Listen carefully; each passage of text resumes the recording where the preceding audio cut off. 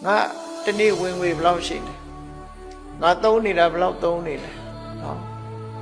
phong bố thả sao phong bố thả bao cùng qua vậy quên quên bao xịn thì sai nó sinh ra sinh nhẹ màဖြစ်တယ်အတုံးတွေကမြဝင်ငွေကရှားဆိုလို့ရှိရင်တော့တဖြည်းဖြည်းလုံးမပါသွားမှသိကြပယုတ်လုံးစီးပွားရေးဆိုဖြစ်သွားတာနော်ပယုတ်လုံးဟာအကြီးကနေတဖြည်းဖြည်းသေးသွားတာကြီးလာတယ်လို့မရှိဘူးတဖြည်းဖြည်းကုန်သွားပြီးနောက်ဆုံးမှဘာမှမကြတော့အဲ့ဒါလိုဖြစ်တယ်အဲ့ဒါကြောင့်မလို့ကိုရှာတဲ့စီးပွားဟာပယုတ်လုံးမဖြစ်စေနဲ့တဖြည်းဖြည်းကြီးပွားတိုးတက်လာတဲ့ခြတ်တောင်ဘိုးတွေလို့ပြားရည်ပြားအောင်ကြီးလို့ချီးပွားလာအောင်သာစ조사အထောက်တင်တယ်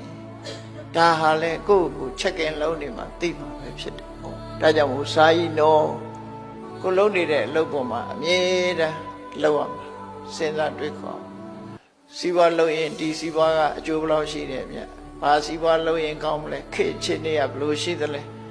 အမြဲတမ်းခေတ်နဲ့ရေမောင်တန်းနေဆိုတာသတင်းစာဖတ်မယ်စာဖတ်မယ်ရေဒီယိုနားထောင်မယ်တကယ်အရေးကြီးတဲ့အချက်ဒီအပျော်နားထောင်တာပြောတာမဟုတ်ဘူးเนาะအပျော်ပါဆိုတော့ပျော်လို့ရပါတယ်ထိုက်တဲ့လောက်တော့ပျော်သို့တော့အလုံးနဲ့ပျော်တာကတမိုးပိုရှိသွားတယ်